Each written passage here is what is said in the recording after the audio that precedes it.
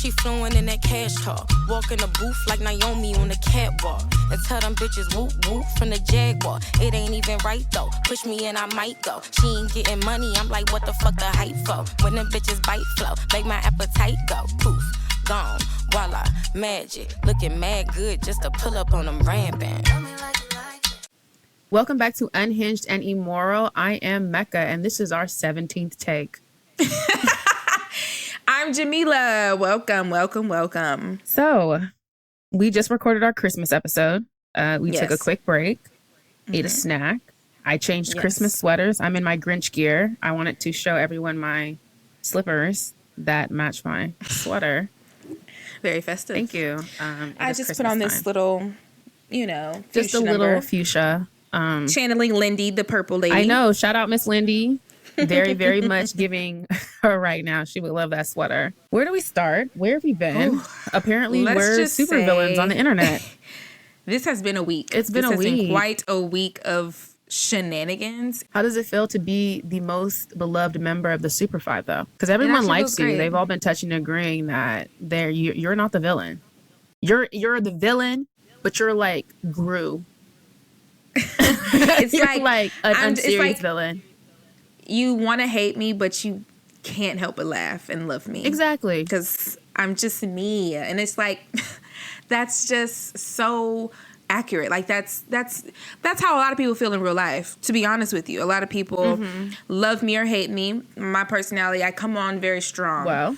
And the people who love me bad. And the people who dislike me, well, they hate my guts. I feel like that's pretty much the internet at this point. If they like you, they really like you. I will say, not to focus too much on the negative, I don't even think there's too many negative. Like, people keep making it like, oh, it's all these people. It's like, I mean, yeah, you're going to have haters if you have a lot of people who like you. So it is just what it is.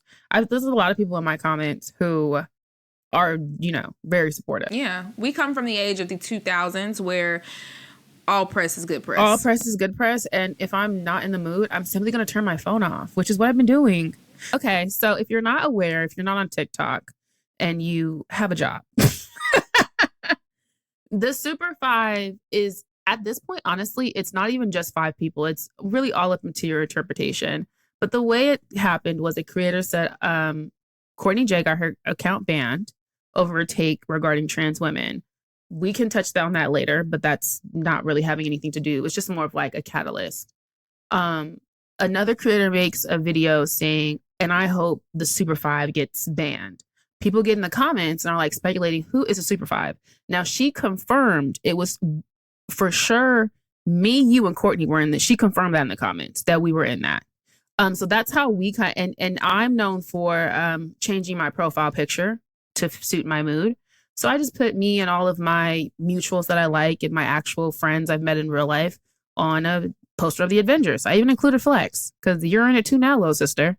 And everyone made it I made it my profile picture. Everyone made their profile picture. Flex. No.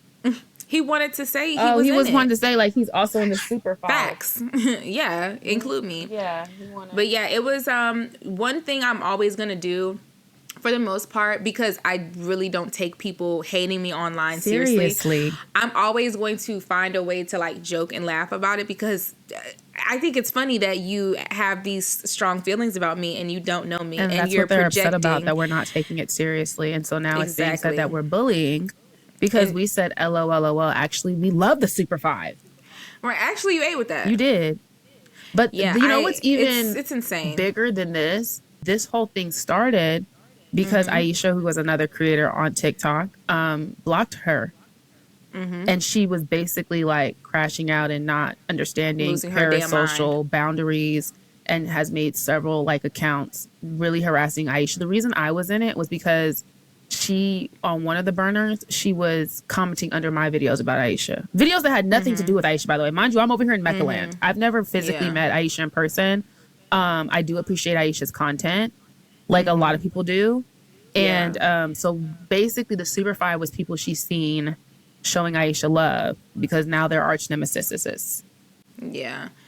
And basically this is the second time that a situation has occurred with maybe one member of our Avengers squad, and people, because they are, I'm just going to say it plainly, haters, they've decided to lump everybody in. Of course, we had the situation like 2 weeks ago with the girl saying she wanted to smack us because she didn't like something that Alexis said, which again, that sounds as stupid as it actually was. Mm-hmm. And now we fast forward to, you know, this week's shenanigans. You are proud and happy that a specific creator got her account banned, and you're wishing that all of us gets our account banned for actually no reason. You don't have any valid reason. And I'm looking at the comments, and we're all looking at the comments and kind of just looking from afar, really not speak on it too much. And I'm watching, I'm like, oh, what the fuck are y'all talking about?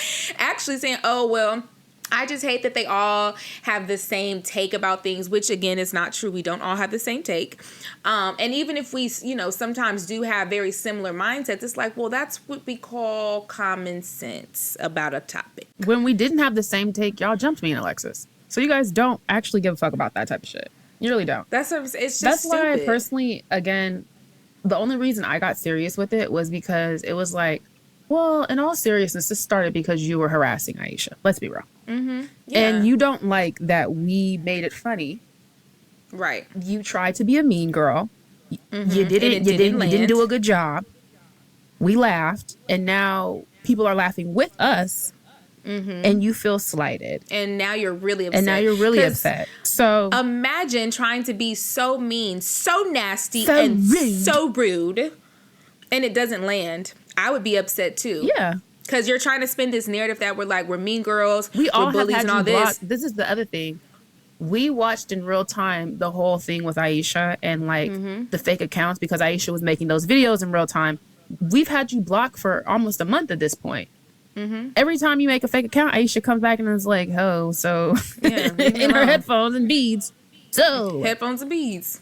What's going on?" Content creation is not for everyone, especially when you realize at the levels in which you're being perceived, and the truth is not always reality. But before all that, before even the Super 5 situation happened, what I had wanted to talk about that was going on TikTok. And when you are around me and my man, you need to be dressed appropriately. A sweater and jeans around me and my man. What I had wanted to get into, Jamila, is what would be appropriate for me to wear around your man. You must come dressed in a turtleneck, long skirt, socks, shoes, gloves. And you better have that head wrapped tight. And some sunglasses, because I don't want your heathen eyes wandering and looking at my man. Mashallah. When I say that video, and this is how they be like, "Oh, Mecca, you be a bully." It's like, no, because even with bitches was going in on that girl. I said, this lady was clearly provoked. I don't agree. I don't care what you wear around my man. If you could take my nigga, he was never really my nigga. But what I want to know what her friend wore around her nigga that made her make the video. She came on there. You know how like when something got you so pressed and you just gotta tell them, like, we're getting her at highest energy. We did not get no backstory. And because I am messy, I know that something messy just happened, girl. No, you supposed to get on here. You gotta tell us the backstory. Because I'm sure if you got on here and said, that bitch came in here with her nipples and then tried to hug my man and then brushed her nipples across his, girl, what the fuck? Should have beat her ass. Yeah. Give us all the details, the juicy details, not just what she was wearing. Did she have on the poster girl outfit? Like, what was it that pissed you off? And then she tried to slide past you and your man and make her booty jiggle in your man's face. Something like, what was it? Was it giving Kenya Moore circa the trip? Because Kenya needed her ass whooped. Okay. Kenya needed her ass whooped. And Apollo needed his ass whooped too. Both of them simultaneously. But child, yeah, that conversation had me crying. No, honestly, the comments was cracking me up. Like, they was like, if you don't go call that girl, take us out the group chat, friend. No, literally. No, the comments like that weren't actually, I guess, being mean to her, more so like just chuckling, like, girl, go call her. Like, girl, go cuss her out. Go cuss her out. I know that you're so serious. I know, because why did you cussing me out, girl? I did not do that thing. But I also want to know what she's wearing, because that girl is in New York and it's in Texas. I'm in Texas. You're in Atlanta. It's cold out here. I know it's brick as fuck in New York. What did that bitch have worn? What could she possibly have worn? And did your nigga... Did he look? I know what it was. That's my second question, girl. Your nigga was looking, wasn't he? And he was looking, and then he hit you with but I'm only a man. Yeah, he was looking. Yeah. And he made you blame the girl. Ooh. I know a nigga like I know a nigga like I know a nigga. If you are the girl of the friend, please reach out and send us a picture She's of the outfit you had on. I was on her profile. She's from Guinea. Okay, period. Have you watched Wicked?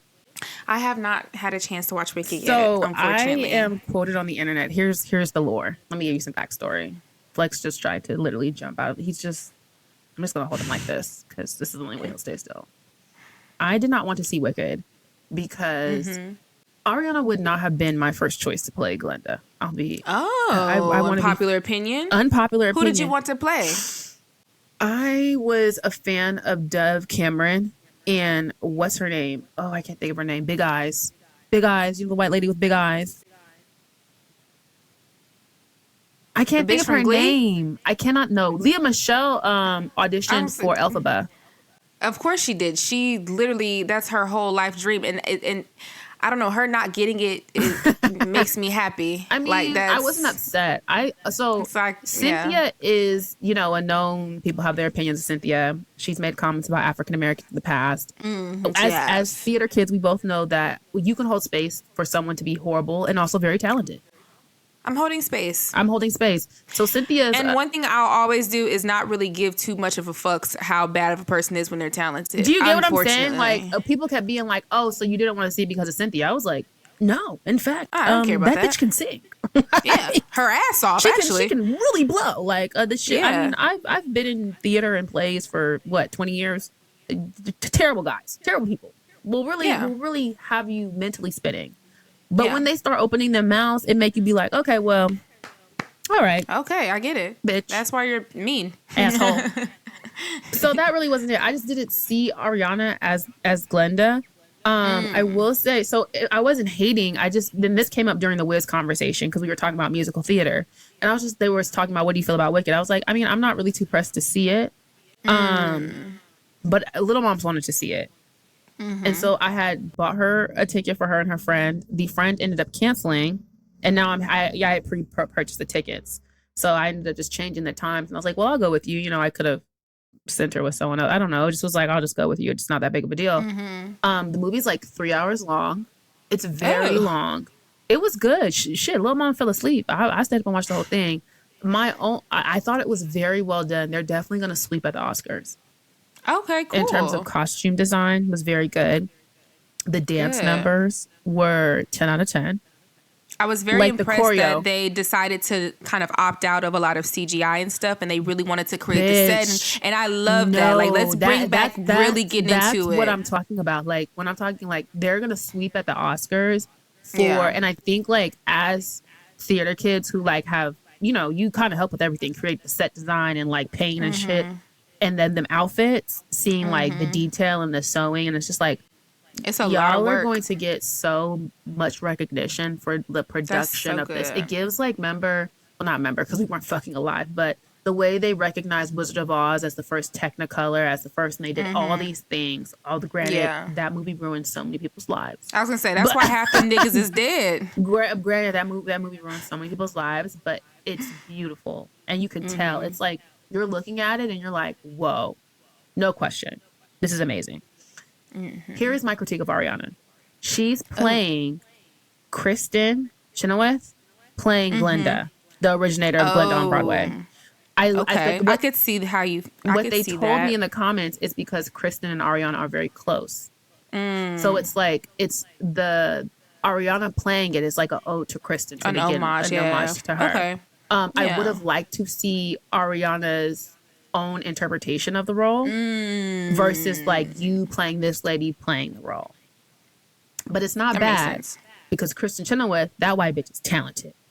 She is. That white bitch can sing down. She's funny as fuck. She's all. So Ariana did a good job. I feel like that honestly will go over my head as someone who's never even seen the Wicked play. I just know a little bit about it. You know, of course, I know the main things because being in theater, you obviously know. But I don't really know her performance enough to know how she would be playing it. So when I go see the movie finally, probably tomorrow, I'll be able to like have a complete fresh eye, like no context. So I'm excited for that. I guess when we come back, I do want to hear what you think of the movie. Will do. Also, you can tell Ari is like a Nickelodeon kid. That comedic timing, that bitch is funny. That bitch is funny. Now, I'm excited to see it. These are just some little details. Ariana gives Italian down. I mean, I know she is like Italian, but like I didn't know what she was. You thought maybe Hispanic. She was a brown person. There's a bit of olive in the skin. Something in there. Something. You know, sometimes she's tan. Maybe an octoroon. Something. Something in there, you know. A grandfather's Cherokee. Sometimes that accent slips and wanders, right, different ways. So they had her. She said, "Come get y'all juice." That's my favorite Ariana video. Come get y'all juice. That was when she was dating. That was when she was dating Big Sean in her Wigga era. I don't know. I'm intrigued by things like that. You know, I know I know a lot of our Negroidian friends are offended by wiggas, and I'm not necessarily offended by wiggas. I look at them as caricatures. I think they're quite entertaining and funny. Like, look at you. It's like a monkey in a cage. Please. What are you doing? They're just vibing. They're just. I'm so intrigued. They see something that they want to be, and they act like it. Yeah. Her wig, it gave Targaryen. Oh. So they made her like a platinum blonde, like Kristen is a natural blonde. I would have liked to see them do strawberry blonde. Oh. Like the original Wizard of Oz. Did you get what I'm saying? I think it would have looked a bit more natural on her skin tone. It wasn't ugly. I'm just saying in terms of her being more olive and them using such a bright platinum not fleshing blonde. her out too much. Like it was kind of fleshing It'd be her. like that sometimes. I mean, relatable content. If people very relatable. People keep saying nowadays, oh my God, I like this shade of blonde you've been doing. I simply stopped toning my hair. So that's like been the thing. So the reason I have this golden color is because I've just been bleaching it and then that's it. I haven't been toning it, but it looks better on my skin tone. Like it's that bleaching tone. It's a darker shade, so I don't look as washed out. You know. Yes, you've got to find your perfect blonde. Right. Cynthia played Elphaba so well because she has the experience of being like a black woman already. You know, the Wizard of Oz is simply just based on racism. Like the book was written in 1900. The Wizard, if you know anything about like all the books in the inception, the Wizard is like a con man, magician from the Confederate South, coming from post-Civil War America. So that's why the key tidbits about like, they say this in the movie, spoiler alert, but it's 3 hours long. So you won't really care. People need someone to hate to bring your country back together. Where I'm from, like this is what happens. They make several references that if you know anything kind of about the history, it's very clear it's about racism. Like the whole thing that the Wicked Witch of the East or the Wicked Witch of the West or Elphaba is trying to fight against is they're trying to take the rights away from animals who can speak. And it's starting out with the animals cannot learn how to read. They used to be able to read and write and do all these things. Now they cannot read. Now they're not teaching them how to talk. Now they're starting to put them in cages. And she becomes the Wicked Witch of the West simply because she speaks out and says, hey, this is wrong. Okay, well, period. So, yeah. Nigga. I was going to say, I've heard that having that nuanced experience of being black has added a different element of the storytelling because, of course, Elphabas have always been white. All the Elphabas prior have been white, so they just don't have that oomph. So I'm excited to see how it plays out. Hopefully I can go see it tomorrow. As a screaming, singing bitch, I think you'll enjoy it. And that's exactly why I want to see it. Obviously, I love to scream and sing, and I love musicals, and I love theatrics. I'm a theater kid at heart. I do want to actually get back into theater. Really? I do. I can see you doing that. That would be so fun. Really and then especially with like your following now, you would get a lot of support doing that. Yeah, so I definitely want to look into getting back into theater because as my great inspiration, Denzel says, you do theater to learn how to act. We're going to take a break. And we're back. I do eventually kind of like, you know, when you think of where you want to be in the next, 5 years with this shit, kind of how Quinta and Issa have taken like their internet stuff and taken it to kind of the big screen and streaming. I would love to be on, oh my God, Flex. I would love to, I had to hold him up like Mufasa. Don't look at his good meat. I would love to be on this big screen at some point. Maybe the small screen, like a TV show or something like that. You know, that's my I wouldn't say end goal, but that's definitely one of that's big. My big pictures. I actually am excited to say that is going to be happening in 2025. You're going to be on a show. I am. A show that I wrote. Ooh. And directed and produced. Ring a Bell Productions. That is the other real shit. And let's speak it into existence now. And then we can come back in a year and listen and we'll have this context. With you having a production company, I really want you to make a Tubi movie. I want to be if I'm not going, I have two options. I can either be like Issa or Quinta and be on like an actual TV show on Netflix, or I am really not above being like a well-known Tubi movie star. You know, the girls and the guys who are in all the Tubi movies, and it's just like, hey, they're on these Tubi movies all the time. Like, we love them. They have their own cult followings, and that is something that I've always been so into. Like, everyone knows this if you follow my content. I just want to be Black famous. Like, I have no desire to be. It really kind of startles me when non-Black people know who I am. Like, that's because that's never been my goal. I simply want to be like a Lunel, like Elisa Ray McCoy. You're following. Yes. Who's another one? Dwayne Martin. We hate him, but because Lisa Ray McCoy hates him, but he's another Black famous. Black fame for sure. Tisha and my mother. I was gonna say, and best friend. I always get her name. Tisha and Tashina. I always say Tashina's name wrong, and I didn't want to butcher it. They are. I think they're a little bit past Black famous. Only because they also kind of come from the theater track. They were in Little Shop of Horrors. I was gonna say, and so follow me. They are past Black famous because those are theater kids. They're from the theater, so they're thespians for real. I think when you have that, this is no shade to everyone else, that actual thespian background, it pushes you a little, because now all the niche little white theater kids know who you are too. If you watch, was that Little Shop of Horrors that they're in? Child, all that throwback shit. Yep. If that's actually how they met. I know. I love that they're really best friends, and they've really been best friends, and I just think that's beautiful. That's gonna be us. I love them. Clock it. We're gonna be just like Tisha and Tashina. Yes, we said it here first. I really am excited to like just do more scripted stuff. Dwight, my best friend, he's also a writer. He helped me write the show, and we started writing that show in 2018. So to fast forward so many years later, to now have it be about to be dropped on TV is really, really exciting. So where is it dropping on? What stations? Oh, you can't talk about it? We know, yeah. We'll have to wait on the details, but that's so fun. It's exciting, and I'm hoping this will open other doors. Yeah, obviously it will. Because, but it's really exciting. I can't wait to do more scripted writing. A lot of people who follow me on TikTok, I don't know if you guys know, but like, even though I'm a big yapper, I'll never stop talking, because at the core, that's who I am. Yeah. But, I do want to get back into making more skits and stuff, because that's really where the love and joy and passion is. Yeah. I am a thespian. Yeah. That's how I started my burner page. I used to only do skits on that page, and people really liked it. They were like, can you bring these back? And I was like, maybe. Do it. I mean, I would.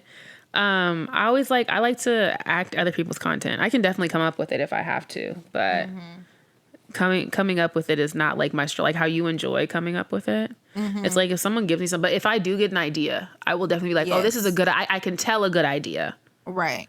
So I'm excited for you, girl. Yeah. Thank you, child. Thank you, child. I'm gonna put you on one of them shows, one of them movies. I know. Yes. So after this, then you can start writing the Tubi script.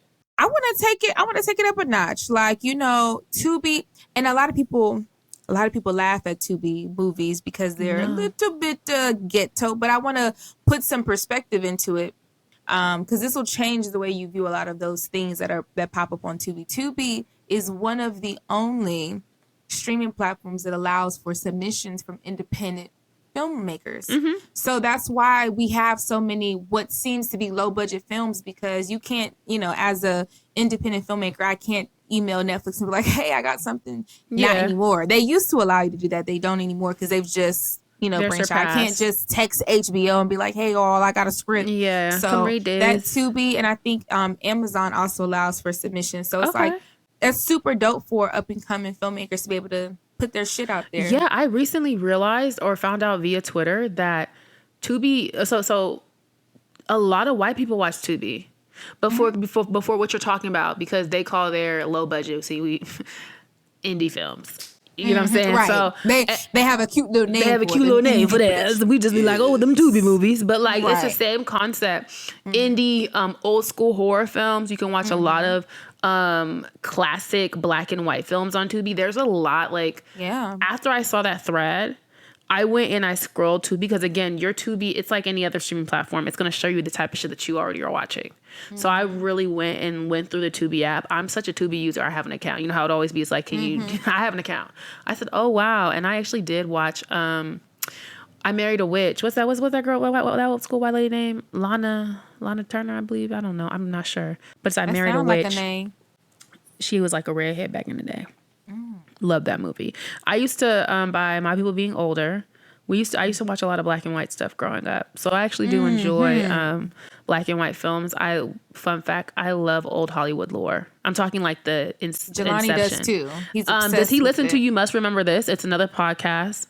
I don't know. Okay. But he loves old Hollywood, like what is it? Oh, Dolly, yes, Dolly, my Dolly. Yes. Oh, darling. And I mean, darling. I can tell you facts all the way from when they were doing silent films, all the way through like the creation of like the big MGM, Warner Brothers. Good old film history. It was actually the studio my system. Most hated class, actually. Really? I hated film history. I hated film history mainly because of the way in which they propped up white film history if it was just so amazing and highbrow, and it's talked about in such a way, but then when we talk about like blaxploitation films, we talk about it in a low way. So film history blaxploitation films are actually the Tubi of their time. If you know that part of history, blaxploitation films really started. That's why I love that Eddie Murphy chose to make the Dolomite movie, talking about the creation of Dolomite. Those people were funding those movies on themselves, and that actually came from the breakdown of the studio system. So that's like a whole thing, because again, for a long time, black actors were kept in roles where they could only play like, mammies and stuff. Those and then you have archetypes. Dorothy Dandridge come in with Carmen Jones, and she's the first one that's nominated for lead actress or best actress, which that was huge. And Carmen Jones was one of the first Otto Preminger, who wasn't even American. That's one of the first all black cast film. It was like a big deal. Exactly. Or when I say all black cast film, that of that nature where people were not like in servitude roles. Do you get what I'm saying? Yes. You had films that had predominantly black cast, but it was like they were what we're talking about, mammies and that. Because a film that I really do love is Cabin in the Sky. That's an old school musical with Lena Horne. It's one of her first films. We had I to love study that movie. one.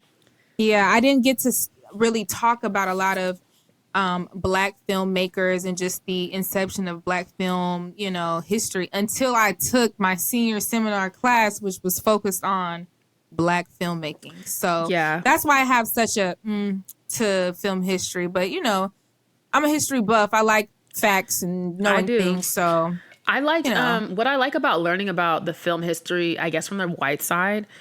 It makes me appreciate black film history more because, coming in, knowing that you were kept, they attempted to keep y'all out and they couldn't.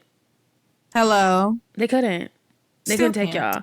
That's why if you follow me, I have in my living room now, I have my blaxploitation wall with all like the Pam Grier, Superfly to Mac, like all those films. Cause those films like really changed a lot. Like there's funny now. You feel me? Watch your mouth. Shaft, all that shit, child. That's how they was fucking talking about it. For real. My dad still kind of talks like that. Yeah, every now and then it'll slip from my parents' mouth. I was going to say, this is how people, you can always tell when someone was peaking or like when they were young based on their slang. Because the way that my dad will still use the word jive in conversation, It's like, and he don't do the whole like jab. But like, that. okay, listen, how I always say sucker. Like there's certain words that if you listen, like they love motherfucker. You can watch them films and they still say motherfucker how I say motherfucker, how Samuel L. Jackson says motherfucker. Exactly. They ate with that shit. Motherfucker rolls off the tongue so good. I love it so bad. Motherfucker, you. That's why Kamala loves it. She know that was her favorite cuss word. Listen. That's right, sister. I think my pastor almost said shit in church yesterday, but he said he said stuff. Oh yeah. You know how when they get caught up preaching, getting caught up, and he said he was getting worldly. All this crazy, and he said all this crazy stuff. Yeah. We was about to say shit. Hold on, Pastor. What clock sister was that? Dorinda, who was like, "Hey, niggas!" Oh. No, remember when Kiara was just like, "And dropping your drawers." I mean, I said, "Yeah, baby, drop them drawers." Drop them drawers, child. Sometimes Christians cuss too, child. Hell yeah, it be coming about you. You know what? Hell yeah. Hell yeah. We're gonna take a break. And we're back. Unfortunately, we do have to talk about something. Oh. What do we have to talk about? What's serious? My mother's husband. Your daddy? What? When I meant mother. Beyonce. Oh, Jamila, that was the craziest transition. I said, now what Jeffrey do? And why you ain't just say Dollars' name? Mother. M-U-T-H-A. Mother. Mother. That's not father, but that is mother. Man. Listen, it's a turning point, not only for hip hop, but for the music industry as a whole. I think a lot of things that have been decades in the making, people are going to have to answer for behavior. It's really sickening. And I know that, of course, this is still very much the beginning of just all these things involved with Diddy. So, of course, we don't know a whole lot of anything. I think his trial starts in like May or something like that. Of next year, correct. It's just one of those things where we're really just about to learn so much information. Let the chopper sing like Mariah, baby. Yeah, we're going to learn a lot of information that we didn't necessarily want to know, but we probably need to know. And I'm not going to lie. When I read the allegation of Sean, my stomach dropped. That's a nasty allegation. My stomach dropped because, of course, I am a fan of him, not just, but also because he is the husband of my mother. But it's one of those things where I know, because of how unfortunately we are as a society, that this is going to bleed off on Beyonce. Whether or not she is a part of it or not, whether or not she is involved or not, whether or not she has anything. I know that she is still going to reap the consequences because she's married to him, but also because she's a woman. And because I think people have been waiting for this opportunity to say, like, gotcha with her, which is a weird thing for me. I don't understand that whole... I think that we can relate this back to the Super 5, something that I've been thinking so heavily about. And I got into my cupboard, my thinking cupboard next to my praying cupboard yesterday after I had decided I was done with it on the internet. And I thought of every person who we know and we consider this person's the most famous person in the world. There's always a moment when people are like waiting, and honestly, forever after you reach a certain there's a group, they're not gonna like you, and they're gonna be waiting on you to fall. And you can look at every person who has achieved extreme success, whether they deserve that fall from grace or not, whether they have their actions prove that they should have that fall or not. There are always going to be people waiting for that fall. You can just look at anyone. For me, I was thinking more so about Beyonce, about Kim Kardashian, by default Kanye. I thought about Michael Jackson, Diana Ross. And I was just thinking about everything that I know about all these people who are incredibly famous. And I mean, like, at the tip top of whatever genre they're in. And relating it back to the Super 5 and just being in this moment with us where it seems we have achieved a level on TikTok, at least Black TikTok, where we are well known and people are waiting for you to fall. But it is a sign that you have reached the top. So, I mean, you can look at it like that when people, and I say that because you said, I don't know why people act like this with Beyonce. I mean, I do. She's the best. Yeah. She's the best at what she does. She gets recognized for everything she does. And by default, there are going to be people who want to see her fall. Yeah. And there, I know they're definitely having a field day. Twitter has been in shambles. What did you think of the statement? I can tell you that I know that it did not come from a PR firm. I can tell you that. Oh, it would. That's what I said. I said now, Jay-Z. There's no way. First of all, it's just clear for me that I'm not going to say that he doesn't have a PR team. He obviously does. But what you have is a PR team. But he didn't use them. No.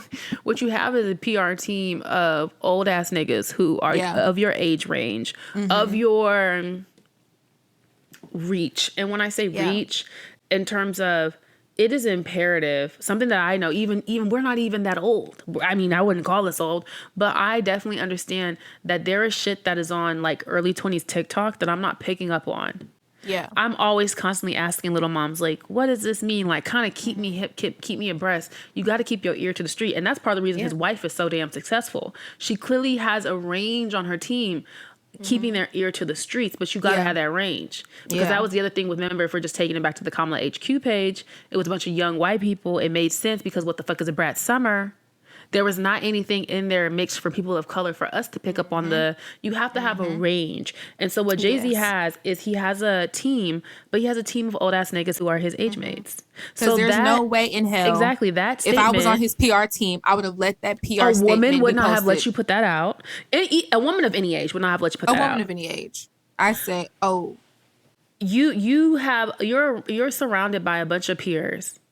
Now, whether this is their job, they're your peers, so they think like you. Because the statement was like, oh, yeah, this sounds like an old-ass nigga who's about to get caught up. Like, I don't know. It gave that. It was very, I as I was reading it, I'm like, oh. Deep Negro sigh. And it's like, that's all I can do. Like, God. Blue, why didn't you go over this, Blue? Why didn't you let, my God, y'all didn't send us to Blue. This you couldn't have. Okay. It was so, I just don't know. And I mean, just speaking on how allegations work, of course, all this is alleged. We don't know what's occurred. And I mean, there's also something to be said about the, shady lawyer in question who's bringing forth these allegations. I think there's just going to be a lot of things happening and unfolding in the next couple of weeks and months. And I think it's best that we kind of steer clear from making judgments either way, because I think that because Diddy is currently being held in there for some hellacious and salacious, disgusting, vile things. Right. It's also opening up this can of worms that can get out of control, because we already seen all the conspiracy theories, and it's like, it's already bad enough. Did you see the tweet that was like, do y'all think Jaguar's right still crazy now? And this one nigga quoted and said, hell yeah. Like, yes. Like, okay, yeah, we have still crazy. She threw her dead child ashes out at her husband. She's not well. Yes. She is still crazy, and I think that we have to be very careful with things like this, because it happened with the Epstein case as well. Because this is already so big and so crazy at face value, people are going to automatically start adding extra shit to it. And let me just tell you this. It's already bad. We don't need to have a conspiracy theory to make it extra, triple, quadruple bad. Like, it's already bad. It's already horrible. What we were reading about Diddy was already so incredibly fucking horrible. You don't have to now create this conspiracy that he was working with the Biden campaign. What are we talking about? You know what I'm saying? We're just going too far now, like that, because now you're distracting from the real shit issue, exactly, and the real victims. And so I think because that's also a thing, there are also going to be people who get involved in this case off of greed, who want to kind of just add their stuff to the pot because it's it's easy. So that could be the situation, or it could very well be that Jay-Z is that horrible person. We gonna see very soon. We gonna find out. The one thing I will say, at least I did this with the Diddy case, and I did it with the R. Kelly case. I think a good rule of thumb, at least, especially when allegations are coming out, you ain't got to say nothing right away. You don't. As a former mock trial student, at one point I did want to be a lawyer. Then I decided I couldn't look at all that blood and gore. Waiting it's no problem in waiting. I think it's actually your best tool. It's your best tool is to wait. Everybody always want to be the first to say something, the first to do X, Y, and Z. And it's really one of them things where you ain't never seen no one get caught up or in trouble for simply waiting to get all the information. Where you see people get caught up is when we don't have all the information and they moving too fast. Yep. And so I think with like especially allegations of the certain, this is a Jane Doe. So the other piece is, for me, especially when I hear allegations like this, like the reason when Cassie first came out, it's like, yeah, okay, period. Because it's where we got the face, we know the situation. Yep. There's no reason for her to be lying about this. I think when you start getting Jane Does, and I understand why victims, I completely do understand. That's not what I'm saying. But in terms of something at this level, okay, well, at least let's wait till go to trial to get all the information so that you can put him wherever they said it happened. You know what I'm saying? Because that type of evidence, because a lot of these court cases are public record. You can go read them. I remember to this day, me and G sat there and read that rape case on Derrick Rose when we was in my apartment. Because at the time, we were like, what the fuck? And we pulled them documents up and we read it. He did that. That's I read them court documents myself. I read her account. I read what and he wasn't the only one. They was taking turns. You get what I'm saying? Some of this it's no problem in waiting till at least the documents drop so you can read it and see what the fuck going on. That's all I'm saying. And yeah. Please, every time. Just go ahead and read it. Just go ahead. And if you don't want to read it. It's going to come sooner or later. It is. It's got to come. We got to find out. Because when Cassie dropped that shit and we was able to read the details, it's like you know when somebody is... I don't want to say you just know when somebody's lying because, you don't always know. But when I was reading it, it was like, there's no way she's making this up. The amount of detail and description that was in those court documents was insane. When you read in the court documents, it obviously reads like they have the questions that are being asked of them. Yeah. And they type up exactly what's going on. So it'll say like the pause, the Bitch, some of that, and I remember like the one with the Derrick Rose one, she was just boom, boom, boom, boom. And some of that shit's like, oh yeah, baby, this happened to you. When someone telling a story back and it happened, this happened. Right. Okay. There's it's like a fluidity in which it is. You get what I'm saying? So I want to read the case. I really do. I think that'll be another case that I read. Yeah. Because I want to hear what happened. Because if that did happen, I'll be real with y'all. Blue Daddy gonna be up out of here for me. Well, yeah, because that's a 13-year-old baby. That's a baby. That's a 13-year-old baby. It would have been up out of here if it was an adult, but that's a damn baby. Immediately now. Child. I hate that Diddy's case is super federal, so there won't be any cameras in the courtroom, unfortunately.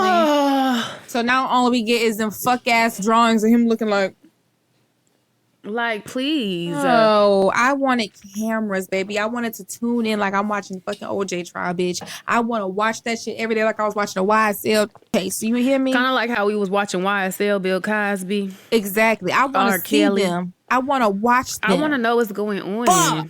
But and that'd be the other thing. That's the other thing with Diddy. Baby, when the feds got you, baby. Baby, feds? That's a slow burn. Baby, them feds ain't doing a raid for no reason. Again, and what we said this already. When they took Baby Love passport, I said, oh, they got him. Yeah. They mean business. They mean business, and this is quite scary. You're going away for good. Throw away the key.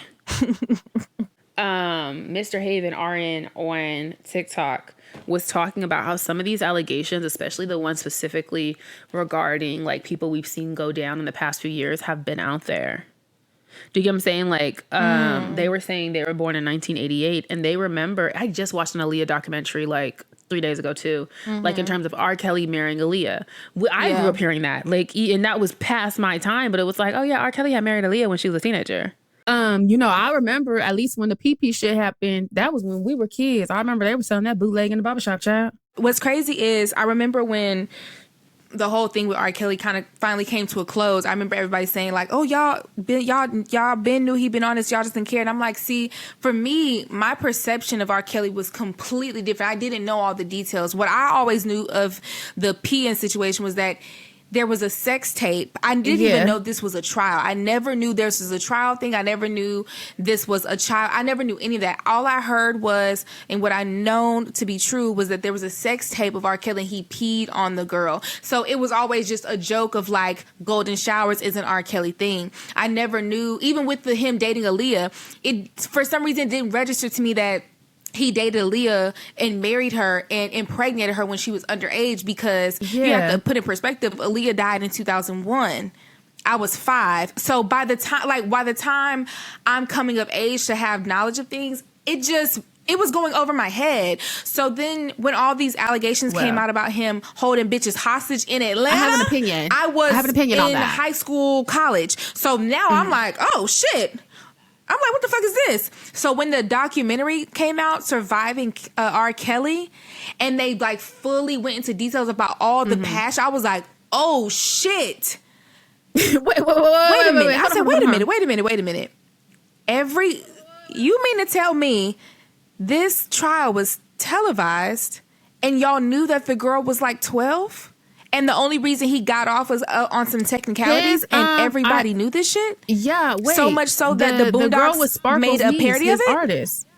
If you remember the R. Kelly thing, it was Sparkle's niece. It was someone like... So the thing is, and this is the other thing I think with the internet we forget so often. We were born in 1996, right? That Aaliyah situation when they got married was in 94, 95. We weren't even born. When this was going on, this was like 03, 04, I believe, with the PP shit. We were also children. And then think of everyone who's coming after us. We're 28 going on 29 in the next 6 months for both of us. If you're born in the year 2000, you are now going to be 24. What? Going into 2025, motherfuckers born in 2004 are going to be able to get in the club? Am I saying that right? That's crazy. So the motherfuckers born the year that he did this shit can get into the club now. When people be like, y'all knew. No, there's a big chunk of people who did not know and did not have a concept. That's why, so to your point about when we watched Surviving R. Kelly as 22, 23 years old, and we were like, wait, wait, bitch, hold on. And people being like, oh no, everyone knew and like, y'all give a fuck now.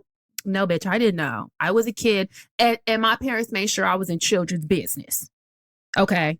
I was not even allowed to watch everything on TV, girl. No, I did not know R. Kelly was really peeing on people. Right. Like, I didn't know. I had no idea just the sheer details of what was going on. I also didn't realize that the details that were out were so widely known. That's what really just like shook me. Like, oh my gosh, this was like a thing. Like, yes, I knew he dated Aaliyah, but for some reason I just always assumed they were around the same age, like, because that's just what else would I think?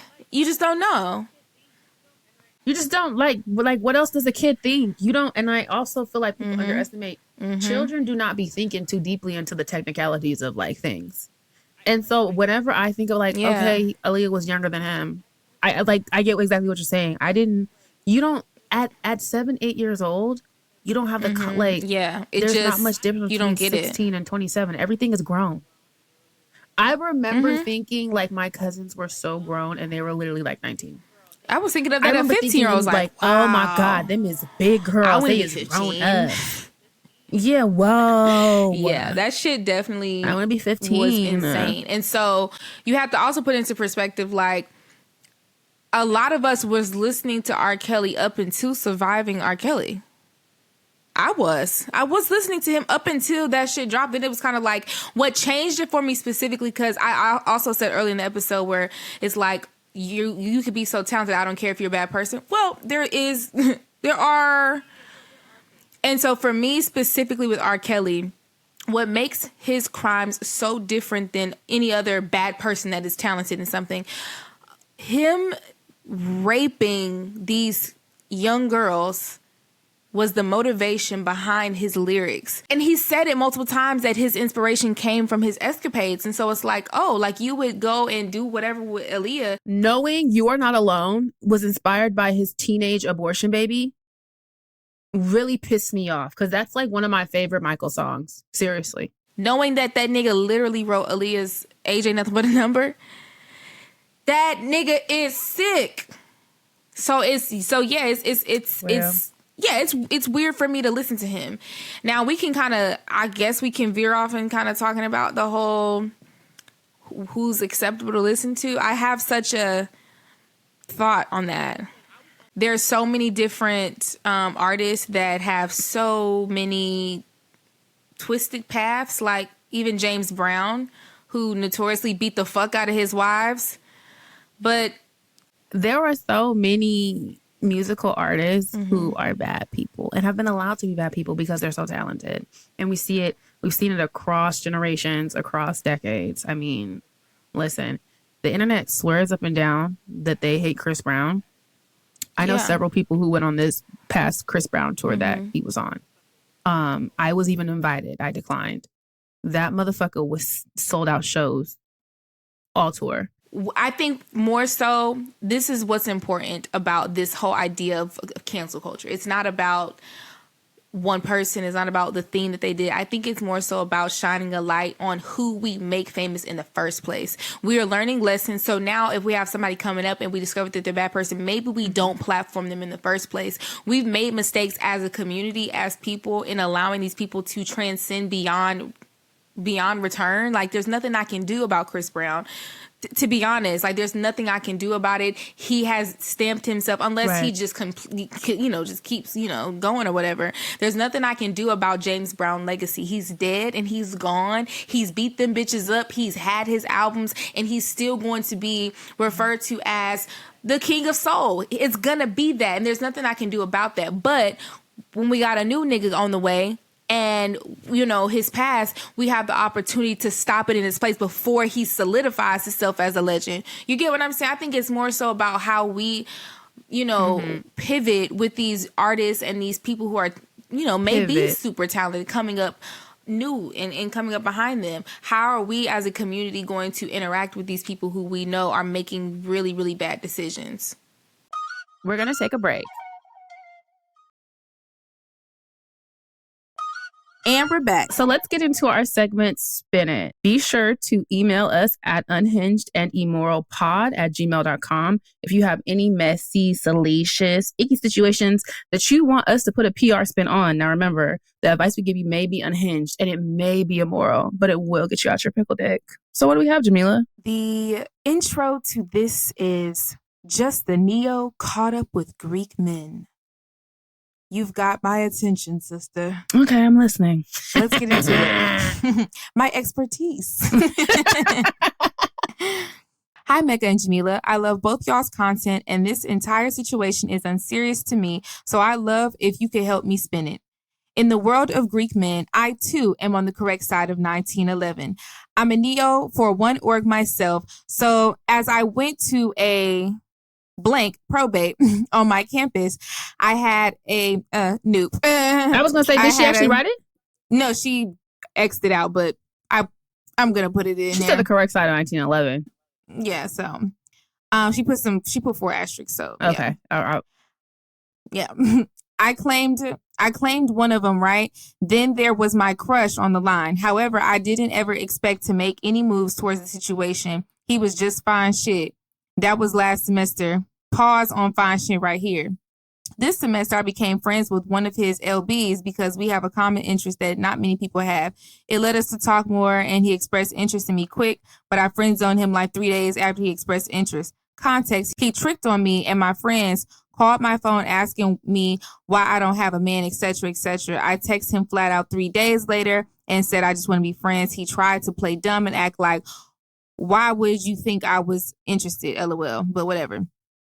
That was early this semester. Issue is, boys are persistent, and so even though we kept talking as friends, in my head at least, eventually I got bored, and there were no other prospects around, so I entertained the LB just a little.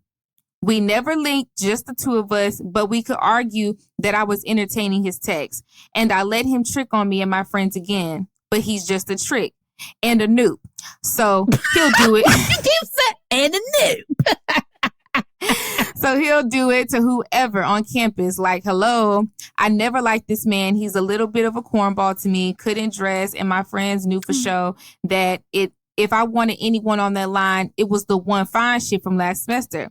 Plus, my LS told me that his man was also trying to get another one of our LSs and at least 2 other Greek women on campus. We go to a PWI. The Greek population is only so large. And the confirmation is that he's a cornball and that all of those attempts were unsuccessful. After all that info, the plan was really to stop talking to the LB as a whole.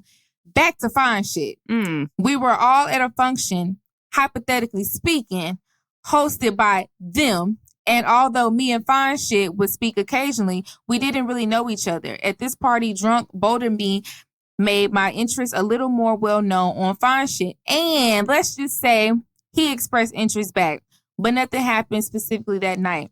Later on that weekend, we hung out for real for the first time. Now, it's been a few weeks and we're consistently hanging out, and I can tell his LB knows because his ego seems extremely bruised, and he treats me like a speck of dust on the ground. I don't feel like I actually did anything wrong. However, the timeline of things were a little closer than I would have hoped for, borderline overlapping. My question is, if and when it comes up with his fine shit, how would you spin the situation with his LB? He might already know, but not really from me. So I want to have my points ready. Love y'all. Thanks in advance. Ooh, baby, he already knows. Baby, he knows. Baby, do I have so much to say? Oh, I could. She said she's in school. She in the org. He knows, baby. That's why. Let me tell you something. You're in the group chat already. Sis. You've been in the group chat. It's baby. As someone who's been in the group chat, it's okay. It's okay. It's not the end of the world. Like, it's really not. As a matter of fact, that gives you a leg up. Because here's the thing. You never fucked on LB. You didn't. Why? You did too much. Gaslight. Girl if boss. you want to be a good, nice, wholesome lady, not that I'm advocating for being wholesome. I just, it seems as though you care about your reputation. I mean, she's There's an old saying, right? There's an old saying that goes around: 1 per line, 2 per chapter. You have not reached your quota yet.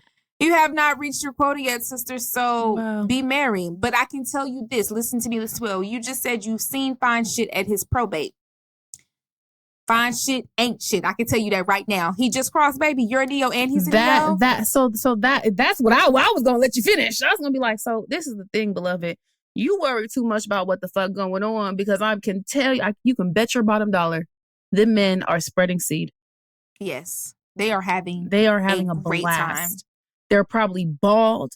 Their heads are just blowing in the wind. It's wintertime. Got their little scullies on. Jackrabbit fucking around campus, girl. And he's a noob?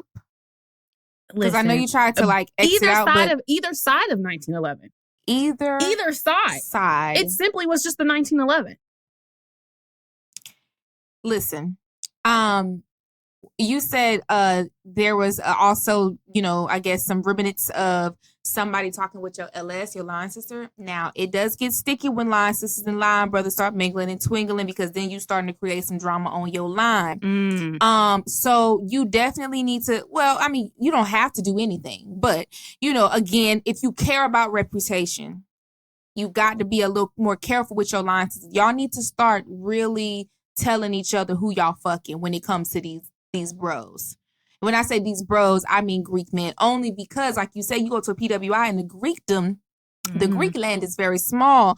It's only but so many Black folks on campus. It can get real messy and it can make for a messy, drama-filled situation.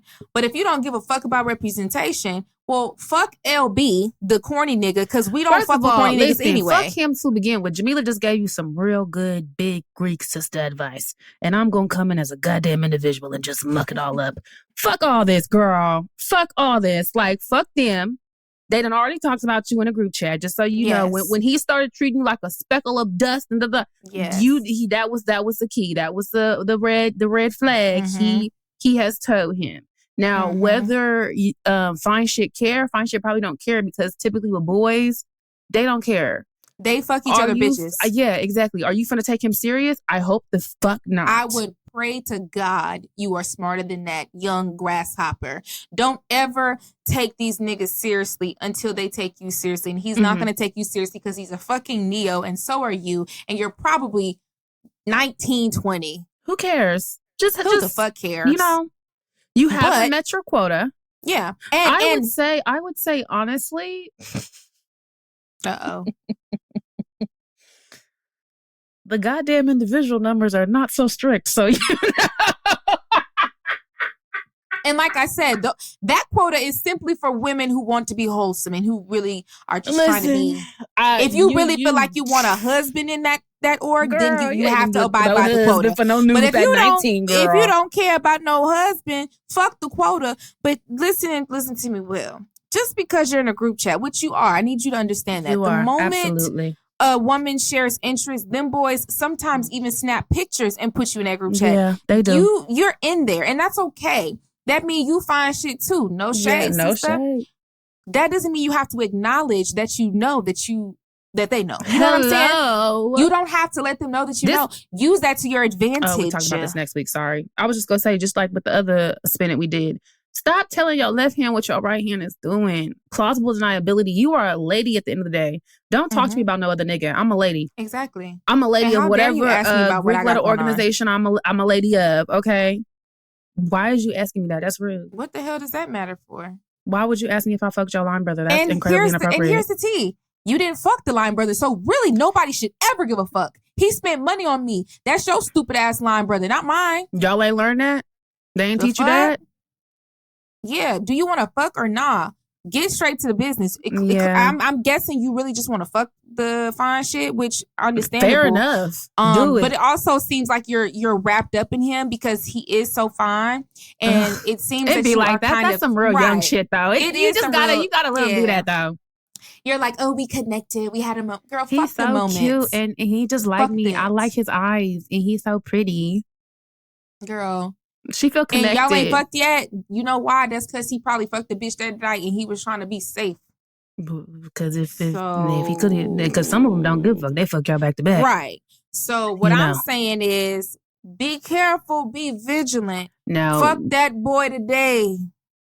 Worry about the rest of tomorrow. Yeah, like fuck it. And you're only a Neo but for so long. But with boys, unfortunately, I have to be honest with you, sister. Even when they exit Neo phase, they're still not shit. But it's especially when they're a Neo, they're getting a lot of attention. They just had a probate. These bitches was at the probate probably screaming a number, free him! Let me tell you something. And you was one of them bitches. At Hampton, at my cousin's probate, who went nuke, by the way, as well, his line brother had 4 bitches pull up. And let me tell you something. One of them pulled up like an IG baddie. I think that was his main girl at the time, if I remember correctly. She had balloons, all type of shit. Then the other bitches pulled up. That probate season is so good. I love probate season. It's good. Like, I love it. Y'all gonna fight over it? Not for the simple fact that we are welcoming new people into Greekdom. No. I love probate season because you get to see all of the mess unfold. You get to see all the situations on Front Street. Why do 5 bitches have a balloon with your number on it? Why are 5 bitches holding the balloon that says number 3? I want to know. Why does this bitch know you're online? Why do 5 bitches know that you're online? And little sisters, this is the best advice I can give you. I've given it across internet. You don't hold no boy down. That's not why you're in college. You don't do nobody's homework. That's not your homework unless they're paying you. Why are you on Instagram giving this boy a message saying, I always saw it for you. I'm so proud of you. I do anything for you. So proud of you. I do it all over again. You persevered through everything. God has a plan for your life. First of all, bitch, you're loud and non-discreet. Second of all, bitch, delete this off of your story. Delete it now. Have you lost your fucking mind, bitch? That nigga had 10 bitches holding him down because that's the only way they can get through it, baby. Don't do it. Don't be one of them. Don't hold no nigga down for no line. Can Let I tell that you nigga something? drown. This is how thirsty they be. Someone asked me to hold them down online. I literally said, no, I have 8 a.m. No. And you know when he got offline, he came right back. They always do. He didn't give a fuck. He found some other bitches to do it, and he came back when he was done. They're gonna come back. They never come back to the bitches who were holding them online. Ooh, they never go back to those it's like that in adulthood too. They don't respect women they can run over. They don't. Thank you for the Cheetos. Thank you for rubbing my back. Thank you for rubbing the Aquaphor on my mysterious scars. Thank you for icing my feet for no apparent reason. If you me, thank you for letting me hide out in your apartment. Thank you, for a moment. Sister. Thank you for walking with me across campus. Thank you for giving me some neck in between classes because I've been, I just been so stressed out, pent up aggression. So don't give that man no head while he online. You know he look malnourished. It's salty anyway. Ain't no way he look good. Probably stank. That baby ain't took a shower in 3 days because he been when he running from the niggas. Ain't no way that dick was good. He tired. You getting tired dick, tired salty dick. Why? Wait till he come and he pop out and it's so. But you know what? At the same time, there's something so exciting about knowing a boy's secret that you just feel so exhilarating. Like I know something that other people don't know. He's telling me the things, and then one thing connected about it. Them Greek men pillow talk, baby. They tell you every goddamn thing they be doing online. I know so many goddamn stories because them niggas run their motherfucking mouth and they want you to know so bad what they've been damn up to. So you be feeling like, really? Oh my God, why they doing that to you? Oh my God. Stop. I don't even want to look at them no I'm more. not going to talk to him on campus anymore. He was so mean to you. I don't like that. That's too much. Oh my goodness. Bend over, let me rub your back. It feel good in the moment. You're a doormat. Stand up, bitch. Don't hold no nigga down while he on a goddamn... Oh, that just pissed me off. The young babies still don't know. They still don't know. You just gotta tell them. Some people do have to learn for themselves, though. Cause why no niggas holding the bitches down when... Never mind. Oh, well. At Hampton, ironically, that's when the niggas cheat the most. I was gonna say, bitch, let me tell you something, bitch. I fucked around and found out I was talking to some girl online boyfriend at Hampton. Cross my heart and hope that I did not know they was even in a relationship because obviously she wasn't around. She popped out. All of a sudden, he posted up. I said, "When? Hold on. Yeah." And that's why you gotta dog these niggas. Yeah. You really do, especially in college. Especially the Greek ones. Especially in college, especially the Greek ones. Because they ain't worth it. The Greek ones, because their head is big. Yeah. Their head is big. And it's something, when you cross, especially when you first cross, you get a lot of attention. I'm not going to lie. And it could be refreshing. It tastes good. That first bit of attention, you're like, oh, people know me. And then don't let him get to strolling, bitch. Now he's making eye contact with random bitches while he's moving them motherfucking shoulders. You said he was a noob, girl. You ain't been to shimmy like a noob. That's all. I got in trouble at shimmy like a noob. They be looking them bitches in the eyeballs. Hampton too. And I ain't gonna lie. When I stroll, I too be making eye contact. Just pop your ass a little bit. Yeah. It's like, it's a performance. And that's what they're doing, baby. They're performing. They're performers. And you're just a bitch in the audience. It's Greek like when Usher be walking around the concert, exactly. And he just don't singing mean that to bitches. He has a wife at home. He doesn't really want you. He don't mean it, but baby. It feels good in the moment. I always had fun that shimmy like a noob. Having a good old time. Good. I really do enjoy when the cues get to jumping around. Especially when they got when they got a little body. The older I'm getting, I'm appreciating the Omega aesthetic. But you know what I will say? My godfather was, rest in peace, he was a Q. And every girl I know, Autumn too, shout out the Audie who does our intro song, her daddy's a Q. Every girl who I know whose daddy's a Q is a daddy's girl, and they got the best dads. Q, I stand on. I think Q's make the best transition. Dads. I don't know what's that in the bylaws or something. They just become. It got to be. They become family men. When a dog transitions to an Omega man, great husbands, great fathers. All my I fear homegirls. that's you ain't close to that listen. though. No. You ain't nowhere near that. I'm gonna be honest. That side 19 living, them the ones who my homegirls and daddy ain't shit. Still ain't shit. Still doing the same thing I was doing in college. But I tell you that much. My godfather was a cute out. My godfather took care of me, child. They take that shit very seriously from what I see. Mm-hmm. That's why I said when I settle down, shit, man, go give me. I might switch teams. Oh, I've been considering taking my talent to the Lakers. I think that. Let me see based off ass on you.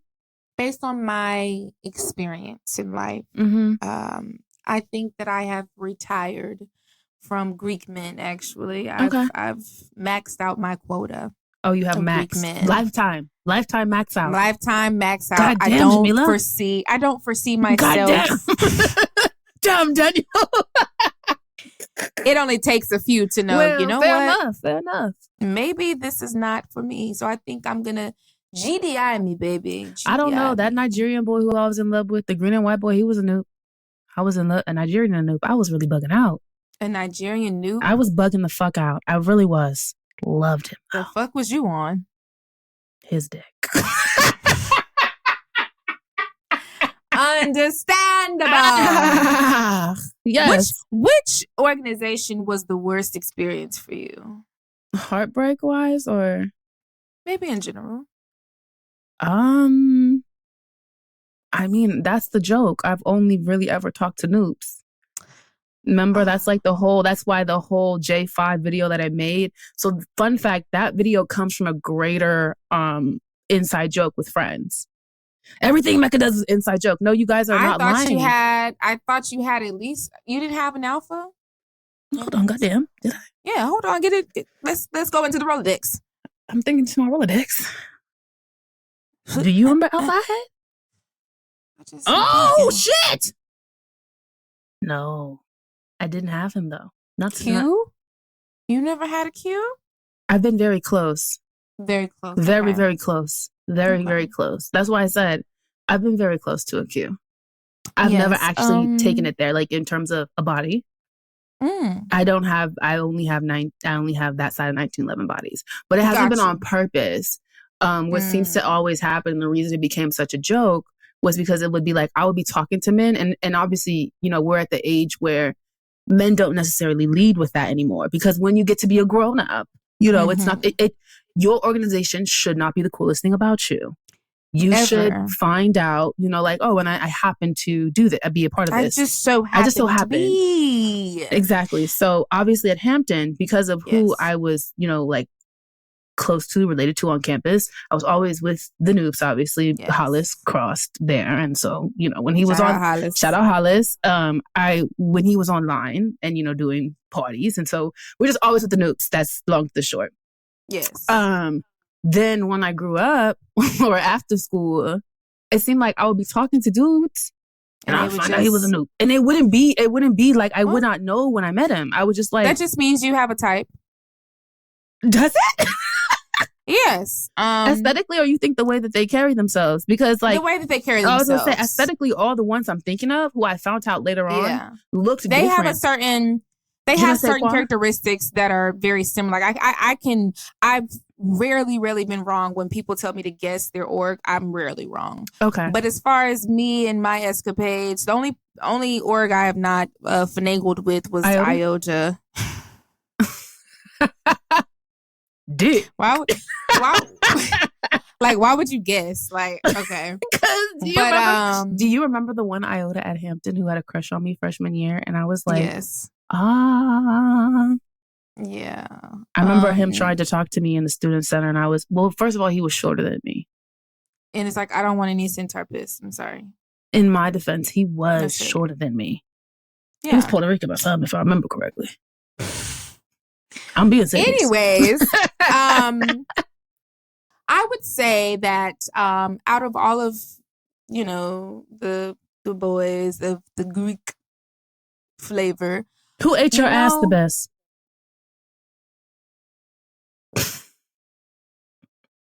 Well, Obviously, it'll make a mess. Okay, well, that's all I wanted to know. And that's why I'm taking my talents to the Lakers. However, there is a Greekdom that has done irreparable damage. Oh, is it who I'm thinking of? The Sigma. I was going to say a little wiggle. He had you fucked up, though. Because when that man said to me, and I quote, "I just don't think you're a strong Black woman." I'm not going to lie to you. Especially, I would have decked that nigga in his face. I was so gagged. He said, I literally was asking him, like, why are you being weird? Like, we have been talking on and off for like a year, and he randomly tried to ghost me. So I'm like, okay, like, I'm going to ask why you're being weird. Like, I'm not going to just let you ghost me. Like, nigga, we've been dating for a minute. This nigga said, you know what? Fine, I'll tell you. I'm going to break it down for you. And I said, okay, I'm listening. You're not really a strong Black woman. And I feel as though you come on very strong. And don't you notice that every time we hang out, you're the one requesting? Don't do that next time. And you know what? To have a Sigma tell you that it has to be a humbling experience. I said, oh. But as much as that conversation stung, because I was like, fuck, like, you really just, that was probably some of like the worst shit a nigga's ever said to me. Like, oh yeah, no, that like in hindsight. But you're right. I should never be reaching the fuck out to a nigga all the time. So honestly, whenever I reach out to a boy, I hear that conversation replay in my head. It haunts me to this day. You erase the paragraph. And I'd be like, never mind. So shout out to that unmitigated gall Sigma. Of that motherfucker. Mind you, he's tried to pop at you in the... Exactly. So that's why, and this is why you don't hold them down, because they still say shit like that and still come back. Not serious. They don't stand on anything. Interesting. Yeah. So that's my lore of the day. Well, my lore is that eventually I want a Q to eat my butt. Hasn't happened, but I will say one side of 1911 is pretty good at it. I have to confirm if the other side is. Yes, the noob that I entertained for quite some time was a scary man. I'm not going to play with you, Jamila. A filthy man.